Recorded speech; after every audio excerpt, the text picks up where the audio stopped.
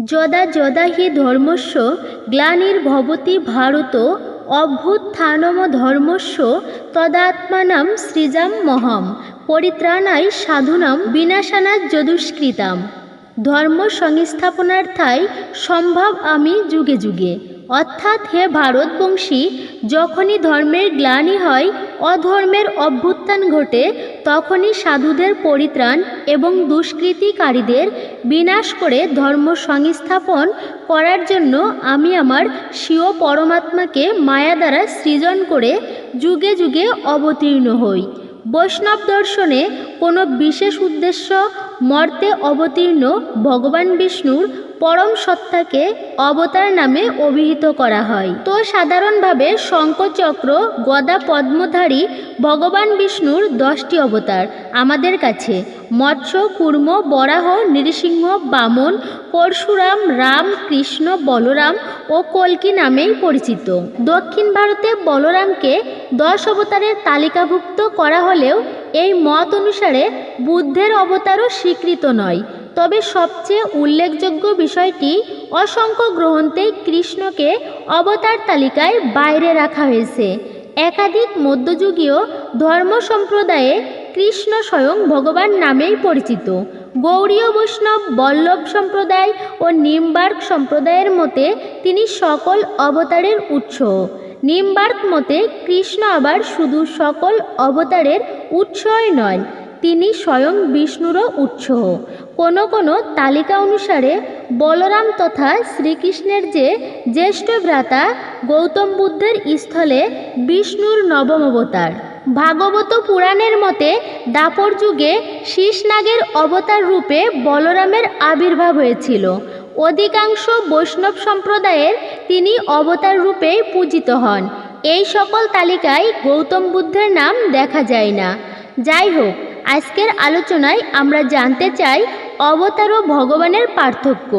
জানতে চাই শ্রীকৃষ্ণকে অবতার না বলে ভগবান বলা হয় কেন, এবং অন্যদিকে অন্য 9টি অবতারের প্রতি নিধিরূপে শ্রীরামকে কেন অবতার বলা হয়। রাম কেন অবতার এবং শ্রীকৃষ্ণ কেন ভগবান? এই প্রশ্নের উত্তর খুঁজতে হলে আমাদেরকে প্রথমেই জানতে হবে শ্রীরামচন্দ্র ও শ্রীকৃষ্ণ সম্পর্কে কিছু গুরুত্বপূর্ণ তথ্য। তো চলুন দর্শক, প্রথমেই শুরু করা যাক পুরুষোত্তম শ্রীরাম অবতারকে নিয়ে। একবার রাম নামে যত পাপ করে, জীবের কি সাধ্য আছে তত পাপ করে? সনাতন ধর্মমতে ভগবান বিষ্ণুর 10 অবতারের 7ম অবতার হলেন শ্রীরামচন্দ্র। রামচন্দ্র ছিলেন ভারতবর্ষের অযোধ্যা নগরীয় রঘুবংশীয় রাজা দশরথের জ্যেষ্ঠ পুত্র। বিষ্ণুর সহস্র নাম ইতস্তত হবে। বিষ্ণুর 394 নম্বর নামটি হল রাম। আদি শঙ্করের টিকা অনুসারে রাম শব্দের অর্থ হল যোগীরা যার সাথে রমণ বা ধ্যান করে আনন্দ আস্বাদন করেন, সেই পরম ব্রহ্ম বা বিষ্ণু, যিনি দশরথের পুত্ররূপে অবতার গ্রহণ করেছিলেন। শ্রী রামচন্দ্র সম্বন্ধে আমাদের পবিত্র ধর্মগ্রন্থে বিষ্ণু পুরাণ, ভাগবত পুরাণ, মহাভারতের রাম উপাখ্যানে, এমনকি বুদ্ধ ধর্ম গ্রন্থেও উল্লেখ পাওয়া যায়। সেখানে রামচন্দ্রকে পরম ধার্মিক এবং আদর্শ নৃপতি হিসেবে উপস্থাপন করা হয়েছে। এছাড়াও শিখ ধর্মগ্রন্থেও রামচন্দ্রের যুদ্ধের কাহিনী বর্ণিত হয়েছে। এক কথা, এক কর্ম, এক পান এবং এক পত্নীর ব্রত ছিল শ্রী রামচন্দ্রের আদর্শ। এই কারণেই রামচন্দ্রকে বলা হয় পুরুষোত্তম, যিনি ছিলেন গুণাধীশ অর্থাৎ বহু গুণেরও অধিকারী। এই রামচন্দ্রের জীবন কথা সমস্ত সনাতন হিন্দুরা তাদের সমগ্র জীবনের আদর্শ মেনে থাকেন। এর কারণ তিনি ছিলেন একজন আদর্শবান সন্তান, আদর্শবান পিতা, আদর্শবান ভ্রাতা এবং আদর্শবান শাসক। রামচন্দ্র প্রজাদের সম্মানার্থে নিজের প্রাণাধিক প্রিয়া দেবী সীতা মাতাকেও বিসর্জন দিতে কিঞ্চিত দ্বিধা করেননি তিনি, যদিও তাকে রক্ষা করার সমস্ত প্রকার ক্ষমতা তার ছিল। তিনি নিজের জন্য নয়, প্রজাদের জন্য ভাবেন এবং তাদের জন্য সমস্ত কিছু উজাড় করে দিতেও দ্বিতীয়বার ভাবেননি তিনি। রামায়ণের রচয়িতা বাল্মীকির ভাষায় রামের কথা সুখের শাড়ি, সীতার ব্যথা অনেক ভারী। রাম কর্মে পূর্ণ এ ধাম, তাই তো এ নাম হয়েছে রাম। তাহলে শ্রীরাম সম্পর্কে আমরা যে সিদ্ধান্তে আসতে পারি তা হলো তিনি ছিলেন ভগবান বিষ্ণুর অংশ, যিনি রাবণ নামক মহাপরাক্রমশালীর অত্যাচার থেকে পৃথিবীকে রক্ষা করেছিলেন এবং একই সাথে তিনি তার জীবন দর্শনের মাধ্যমে তার অনাগত ভবিষ্যৎ মনুষ্য সন্তানদের জন্য জীবনের সঠিক বিধিনিষেধ করে গিয়েছেন। এবার আসুন শ্রীকৃষ্ণ সম্পর্কে আমরা কি জানতে পারি তা দেখে নেওয়া যাক। শ্রীকৃষ্ণ হলেন স্বয়ং শ্রী বিষ্ণুর পূর্ণাবতার। সোজা বাংলায় বললে তিনি স্বয়ং বিষ্ণু। বলা হয় যিনি কৃষ্ণ তিনি বিষ্ণু, তিনিই পরমেশ্বর, পরম ব্রহ্ম, পরাৎপর দেব নমস্কার। শ্রী শ্রী গীতায় বলা হয়েছে অধর্ম ও দুর্জনের বিনাশ এবং ধর্ম ও সজ্জনের রক্ষার জন্য তিনি যুগে যুগে পৃথিবীতে আগমন করেন। তার এই আগমন ঘটে কখনো মনুষ্য রূপে, কখনো বা প্রাণী রূপে। শ্রীকৃষ্ণই একমাত্র পুরুষ যিনি শাশ্বত কাল ধরে সম্পূর্ণভাবে সমস্ত ঐশ্বর্যের অধিকারী। শ্রীকৃষ্ণই পূর্ণ ঐশ্বর্য সম্পূর্ণ পরম পুরুষ, পরমেশ্বর ভগবান। পূর্ণমাত্রায় ঐশ্বর্যসমূহের অধিকারী হওয়ায় শ্রীকৃষ্ণ পরম আকর্ষক এবং তিনি সর্বাকর্ষক পরম পুরুষ। এই কারণেই কৃষ্ণ হলেন তিনি যিনি সকলকে আকর্ষণপূর্বক আনন্দ প্রদান করে। তার শ্রী বিগ্রহ অর্থাৎ শ্রীদেহ সচ্চিত আনন্দঘন, অর্থাৎ নিত্য শাশ্বত চিন্ময় বা জ্ঞানময় এবং চিদানন্দময়।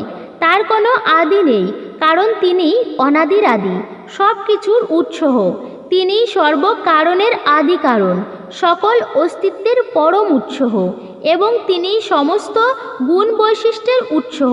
শ্রীমদ্ ভগবত গীতায় শ্রীকৃষ্ণ বলেছেন বুদ্ধি, জ্ঞান, সংশয়, মোহ, মুক্তি, ক্ষমা, সত্যবাদিতা, ইন্দ্রিয় সংযম, মনোসংযম, সুখ দুঃখ, জন্ম মৃত্যু, ভয় অভয়, অহিংসা, সমতা, সন্তোষ, তপস্যা, দান, যশ ও অযশ, প্রাণীদের এই সমস্ত নানা প্রকার ভাব আমার থেকেই উৎপন্ন হয়। ভগবান শ্রীকৃষ্ণের কোনো ক্রোধ নেই, মাৎসর্য নেই, লোভ নেই। সূর্য, চন্দ্র, নক্ষত্র, আকাশ, দিকসমূহ, পৃথিবী, মহাসাগর সবই কৃষ্ণের শক্তিতে স্থিত।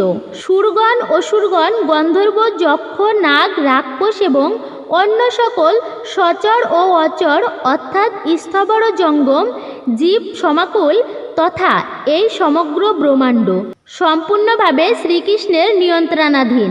ভগবান শ্রীকৃষ্ণের আবির্ভাবের পূর্বেও বিভিন্ন শাস্ত্রে তার উল্লেখ ছিল।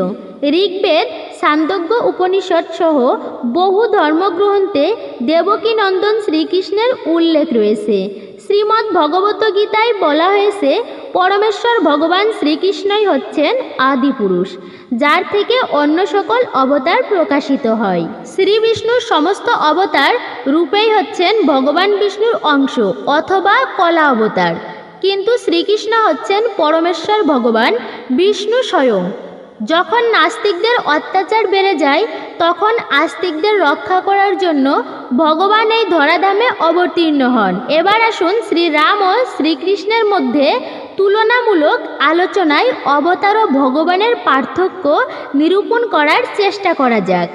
আগেই বলেছি অবতার হচ্ছে ঈশ্বরের অংশ বা কলা, যিনি বিশেষ উদ্দেশ্য সাধনের জন্য পৃথিবীতে আগমন করেন।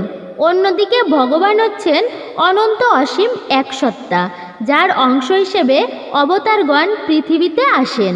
তাই শ্রীরাম সম্পর্কে আমরা সহজেই বলতে পারি যে যিনি ভগবান বিষ্ণুর অংশ, যিনি দশাননকে বধ করে পৃথিবীতে ন্যায়ের প্রতিষ্ঠা করেছিলেন।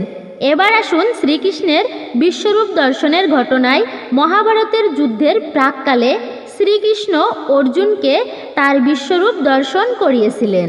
বহু বাহু, বহু পদ, বহু মস্তক এবং সমস্ত দেবদেবীর সমন্বয়ে যে রূপ অর্জুন দর্শন করেছিলেন তার সার কথা ছিল এই যে শ্রীকৃষ্ণই স্বয়ং ভগবান এবং এই জগৎ সংসারে সমস্ত জীব, জড়, দেবতা, নরপশু, অসুর, রাক্ষস, নাগসহ সব কিছুই তিনি নিয়ন্ত্রণ করেন। জয়দেব রচিত গীতগোবিন্দম কাব্যের প্রথম স্বর্গের প্রথম গীত প্রলয় পয়োধি জলে স্তোত্র 10টি পৃথক স্তম্ভকে 10 অবতারের বিবরণ দানের পর যেই শ্লোকটি উপসংহার হিসেবে রচিত হয়েছিল তার সার কথা হল, বেদের উদ্ধারকারী, ত্রিলোকের ভার বহনকারী, ভূমণ্ডল উত্তোলনকারী, হিরণ্যকশিপু বিদারণকারী, বলিকে ছলনাকারী, ক্ষয়ক্ষত্রকারী, দশানন সংহারকারী, হলকর্ষণকারী, করুণা বিতরণকারী, ম্লেচ্ছ ধ্বংসকারী, দশরূপধারী হে কৃষ্ণ তোমাকে প্রণাম করি। দর্শক এখানে খেয়াল করবেন, শ্রী বিষ্ণুর 10 অবতারের আধার হিসেবে শ্রীকৃষ্ণকে স্তুতি করা হচ্ছে। এবার দেখুন স্বয়ং শ্রীকৃষ্ণ তার নিজের সম্পর্কে কি বলেছেন। যদা যদা হি ধর্মস্য গ্লানির্ভবতি ভারত অভ্যুত্থানম ধর্মস্য তদাত্মানম সৃজাম্যহম পরিত্রাণায় সাধুনাম বিনাশায় চ দুষ্কৃতাম ধর্ম সংস্থাপনার্থায় সম্ভামি যুগে যুগে।